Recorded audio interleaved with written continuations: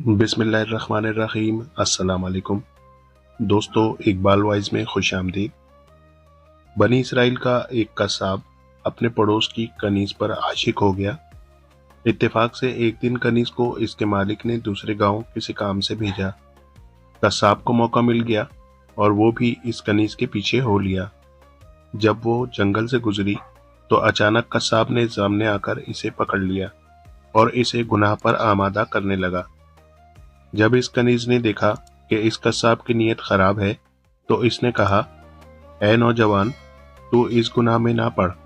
हकीकत ये है कि जितना तू मुझसे मोहब्बत करता है, इससे कहीं ज्यादा मैं तेरी मोहब्बत में गिरफ्तार हूँ। लेकिन मुझे अपने मालिक हकीकी अज़्ज़ा वजल का खौफ इस गुनाह के इर्तिकाब से रोक रहा है। इस नेक सीरत और खौफ खुदा अज़्ज़ा वजल रखने वाली कनीज की जबान से निकले हुए ये अल्फाज तासीर का तीर बनकर इस कसाब के दिल में पेवस्त हो गए और इसने कहा, जब तू अल्लाह से इस कदर डर रही है तो मैं अपने पाक परवरदिगार से क्यों ना डरूं। मैं भी तो इसी मालिक अज़्ज़ा वजल का बंदा हूँ। जा, तू बेखौफ होकर चली जा। इतना कहने के बाद इस कसाब ने अपने गुनाहों से सच्ची तौबा की और वापस पलट गया। रास्ते में इसे शदीद प्यास महसूस हुई, लेकिन इस वीरान जंगल में कहीं पानी का दूर दूर तक कोई नामो निशान न था। करीब था कि गर्मी और प्यास की शिद्दत से इसका दम निकल जाए।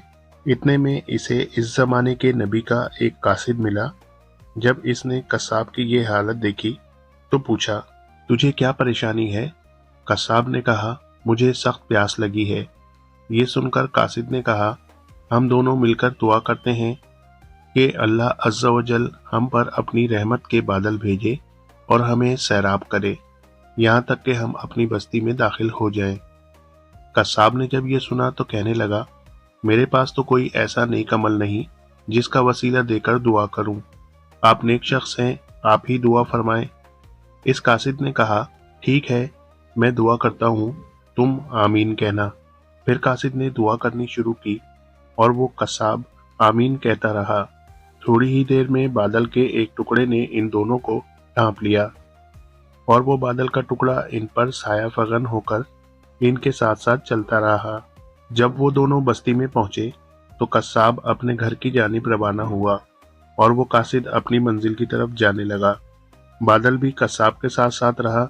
जब इस कासिद ने ये माजरा देखा तो कसाब को बुलाया और कहने लगा, तुमने तो कहा था कि मेरे पास कोई नेकी नहीं और तुमने दुआ करने से इनकार कर दिया था।